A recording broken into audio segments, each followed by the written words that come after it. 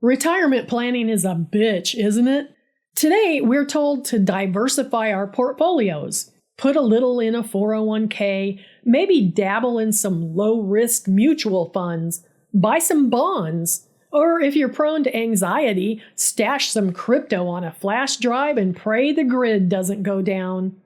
The ultimate goal is to reach your golden years with enough cash so you don't have to eat generic brand cat food while shivering in the dark. But let me take you back to 1901. The concept of a pension was practically non-existent. There was no social security.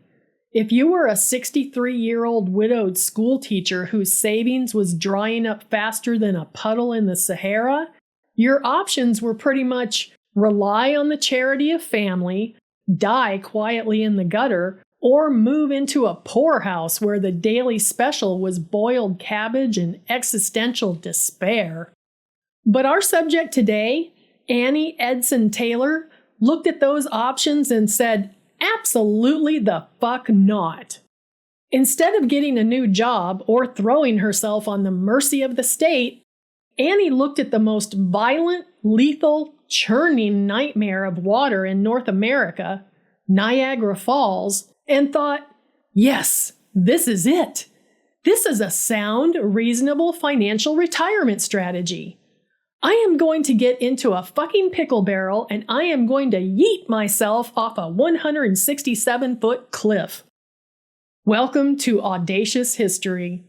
I'm your host, and today we're talking about the sheer, unadulterated, brass ovary audacity of Annie Edson Taylor, the first person to survive going over Niagara Falls in a barrel. To understand how a respectable, corset-wearing Victorian lady ends up treating a fatal natural wonder like a water park slide, you have to understand her life. Annie Edson Taylor wasn't born a daredevil. She was born in 1838 in Auburn, New York, to a comfortable family. But life, as it so often does, decided to use Annie as its personal punching bag. Her father died when she was 12. She married a man named David Taylor, and they had a son. Tragic strike number 2. Her baby died in infancy. Tragic strike number 3. Her husband died shortly after in the Civil War. By her mid-20s, Annie was a childless widow with a rapidly depleting bank account. For the next 40 years, Annie hustled. And I mean she hustled. This woman bounced around North America like a pinball. She went to Michigan to become a dance instructor. She moved to Texas. She went down to Mexico City to try and open a school. She ended up in Bay City, Michigan, trying to teach manners and music to the local youth. But by 1901, the music had stopped. Annie was 63 years old. In 1901 years, that was basically ancient. She was physically exhausted, her savings was totally gone, and she was staring down the barrel of absolute crushing poverty. One day, while reading a newspaper, she saw an article about the upcoming Pan American Exposition in nearby Buffalo, New York. Millions of people were expected to attend. The article mentioned the crowds flocking to Niagara Falls and the rich history of the stunters who had walked tightropes over the gorge or tried to ride the rapids below the falls. But nobody, and I mean nobody, had ever gone over the actual falls and lived. Now, a rational person might read that and think, wow, those people are idiots. Annie read that and saw dollar signs. She reasoned that if she became the first human being to conquer the falls, she would be world famous. She could charge for speaking tours. She could write a book. She could live out her final days in a velvet-lined mansion sipping expensive sherry. It was a foolproof plan. Step 1, build a barrel. Step 2, plummet 167 feet down a roaring wall of water that generates 3,140 tons of force every second. Step 3, profit. You don't just grab a random barrel from the local tavern, slap a fragile sticker on it, and toss yourself into the Niagara River. Annie knew she needed custom hardware. She designed a barrel herself. It was to be made of heavy Kentucky oak, bound with 7 massive iron hoops, measuring 4.5 feet high and about 3 feet across. Inside, it would be lined with a leather harness and mattress padding to absorb the impact. But Annie had a problem. She had to find a cooper, a barrel maker, willing to build what was essentially a heavily reinforced suicide coffin. She walked into a cooperage in Bay City and handed over her designs. The head cooper, a seasoned craftsman, took one look at the blueprints, looked at this prim, 63-year-old woman in a heavy black dress, and flat out refused. This leads us to what is undoubtedly one of the greatest, most unhinged business negotiations of the 20th century. While we don't have the exact transcript, based on historical accounts of her absolute stubbornness and his sheer horror, the confrontation went a little something like this. The cooper slams the blueprints on his workbench. "Lady, I build barrels for pickles. I build barrels for beer. I do not build barrels to puree elderly women at the bottom of the Niagara River. I will not be an accessory to your goddamn murder." Annie doesn't even blink. She steps closer, the floorboards creaking under her sensible boots. "Listen to me, you sawdust-covered simpleton. I am paying you for a service. I did not ask for a moral evaluation, and I certainly didn't ask for your pathetic, weak-kneed opinion on fluid dynamics."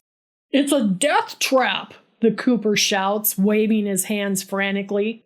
"The water will smash this thing to toothpicks. You're 63 years old. Your bones are basically made of chalk and prayers. The impact alone will turn your spine into an accordion." Annie leans over the table, getting right in his face. "My options, sir, are to starve to death in a gutter or to conquer that big wet bitch of a waterfall. I have survived the death of my child. I have survived the death of my husband. I have survived teaching music to ungrateful tone-deaf toddlers in Texas. Do you really think a little splashing water scares me? Now, you are going to take my money, you are going to bind this oak with iron, and you are going to put a goddamn anvil in the bottom of it so I stay upright." The cooper stares, terrified, his spirit broken by the sheer gravitational pull of her massive brass balls. An anvil?" "Did I stutter?" Annie snaps. 200 pounds of iron in the base. I want to bob like an apple, not roll like a log. Now build the fucking barrel." And he did. Because when a woman with absolutely nothing left to lose tells you to build her a water armor, you shut up and get the hammer. Annie's engineering, surprisingly, was pretty damn clever. The anvil at the bottom acted as ballast to ensure the barrel stayed upright in the rapids, ideally ensuring she landed feet first. She also had the cooper install a small valve on the side. This was so that once she was sealed inside, they could pump fresh air into it with a bicycle pump before plugging the hole with a cork. She shipped the barrel to Niagara Falls, hired a sleazy manager named Frank Russell to handle the press, and got ready to execute her brilliant retirement strategy. When Annie arrived at the falls, people thought she was out of her mind. The rivermen, the local authorities, the press. Everyone assumed this was either a hoax or a public suicide. To prove her barrel was structurally sound, and perhaps to satisfy the morbid curiosity of the local authorities who didn't want to fish pieces of a grandmother out of the river, Annie agreed to a test run on October 19th. But she wasn't going to get in it just yet. No, she needed a test pilot. A pioneer, an astronaut of the aquatic variety. She used her cat. Let me just pause here to say, I love cats. I've had cats almost my entire life. You probably love cats. PETA would have had an absolute field day with this. But it was 1901, a time when child labor was still widely considered character building, so animal rights weren't exactly at the forefront of the public consciousness. Annie strapped her poor, unsuspecting cat, often cited as being named Niagara, into the barrel, sealed the lid tight, and had her assistants shove the barrel into the roaring rapids. I can only imagine the inner monologue of that cat. "Ooh, a box. I love boxes. Wait, it's dark. Wait, why is the box moving? Why does the box sound like a freight train? Meow! What the fuck, Annie? I knew I should have bitten you when you fed me that stale tuna." The barrel bounced through the rapids, plunged over the 167-foot drop of Horseshoe Falls, and vanished into the churning, misty chaos of the gorge below. For agonizing minutes, everyone waited. Finally, the barrel bobbed to the surface. A rowboat went out to retrieve it. They pulled it to the shore, pried off the heavy iron lid, and out popped a very wet, very angry, slightly bleeding but entirely alive cat. The cat survived. The barrel survived. The structural integrity was confirmed.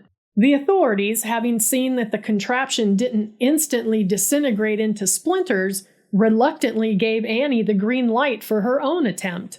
The stage was set. The retirement plan was a go.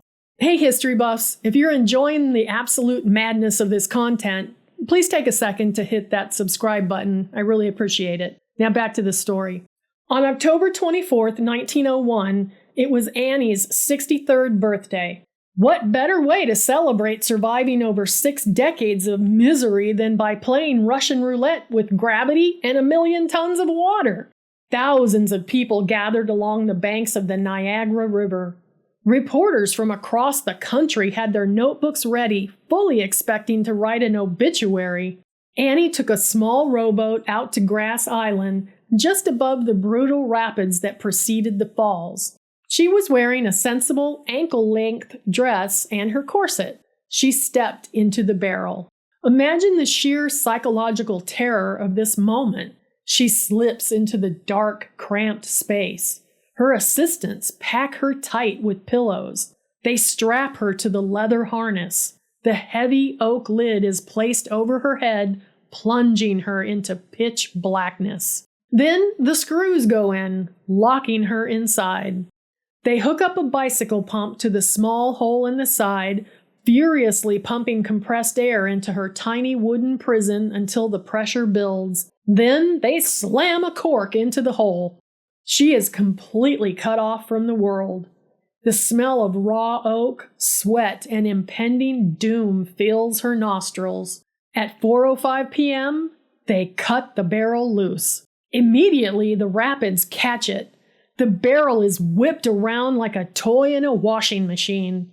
Inside, Annie is being slammed against the padding. Even with the 200-pound anvil at the base, the currents are so rough that she is violently pitched back and forth. She is essentially in a sensory deprivation chamber of horrors. She can't see anything. She can only hear the water transitioning from a loud rush to a deafening, thunderous roar as she approaches the brink of the Horseshoe Falls.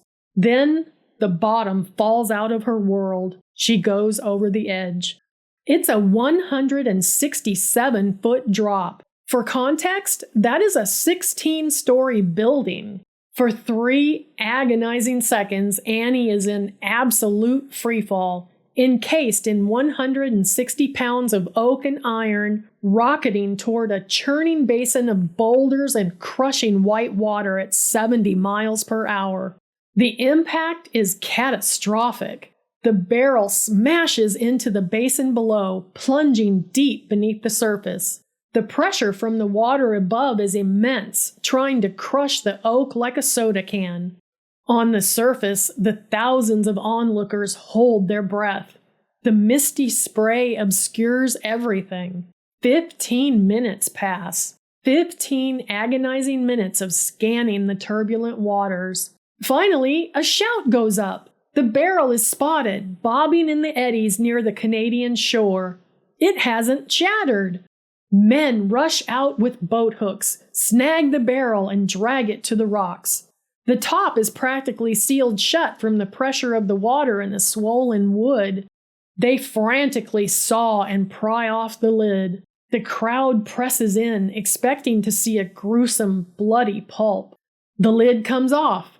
A man reaches inside, and from the dark depths of the barrel, a hand reaches back. "Good God, she's alive!" someone shouts. They pull Annie Edson Taylor out of the barrel. She is bruised, she is battered, and she has a minor bleeding gash on her head from where she hit the side during the drop. She is trembling violently, clearly in a state of massive physiological shock. But she is breathing. She is standing. She just looked death right in its cold, wet eyes, gave it the middle finger, and survived. The 63-year-old schoolteacher had done what no able-bodied young man had ever dared do. Annie was immediately rushed to a hotel, treated by a doctor, and mobbed by the press. And here is where Annie's audacity reached a completely new, hilarious level. She was looking for a payout, right? She knew that Victorian society was ageist and sexist. They wanted a dashing, daring heroine, not a grandmother looking for a pension plan. So when the reporters asked her how old she was, Annie, fresh off a concussive brain injury, bleeding from the scalp, and looking every bit her 63 years, stared the press dead in the eye and lied. "I am 42 years old," she told them. The reporters wrote it down. Did they believe her? Absolutely not. You look at photographs of Annie from that day and she looks like she owes George Washington $5. But the press ran with it anyway because 42-year-old daredevil sold more papers than desperate senior citizen avoids the poorhouse. When asked about the experience, Annie was brutally honest. She told the press, "If it was with my dying breath, I would caution anyone against attempting the feat. I would sooner walk up to the mouth of a cannon knowing it was going to blow me to pieces than make another trip over the fall." She had the fame, she had the record. Now she just needed the money. But remember that sleazy manager I mentioned earlier, Frank Russell? Well, Frank decided he liked the barrel more than he liked Annie. Almost immediately after the stunt, Frank stole Annie's custom-built, history-making barrel, ran off to Chicago, and started displaying it to crowds, making a fortune without giving Annie a single red cent. Annie spent almost all the money she made from early speaking engagements hiring private detectives to track Frank and the barrel down. She eventually got it back, but by then, the public's attention span had moved on. It is a fiercely tragic irony. Annie did the most incredible, brave, foolhardy thing a person could do to secure her financial future, but it didn't work. She spent her final years sitting at a souvenir stand in Niagara Falls next to a replica of her barrel, selling postcards of herself and trying to scrape together a few coins from tourists who barely paid her any mind. The woman who conquered the falls died in poverty in 1921 at the age of 82. She was buried in the Stunters section of the Oakwood Cemetery in Niagara Falls, her funeral paid for by public donations. Annie Edson Taylor didn't get the comfortable retirement she so desperately threw herself off a cliff to achieve. But she achieved something arguably more permanent: immortality. Whenever you look at a modern daredevil, from Evel Knievel to the guys jumping out of space balloons for energy drink commercials, you have to trace their lineage back to a desperate, broke, deeply annoyed 63-year-old schoolteacher who looked at the deadliest natural force on the continent and said, "Yeah, I can take it." She was an absolute titan of audacity. She was a masterclass in not taking no for an answer, even from the laws of physics. Thank you for joining me on this wild ride down the river. If you found Annie's story as brilliantly unhinged as I did, remember to like, subscribe, and share this video. What's the craziest thing you'd do for a solid 401k? Let me know in the comments below. Until next time, stay audacious, stay safe, and for the love of God, keep your cats out of the heavy machinery. See you next time, guys.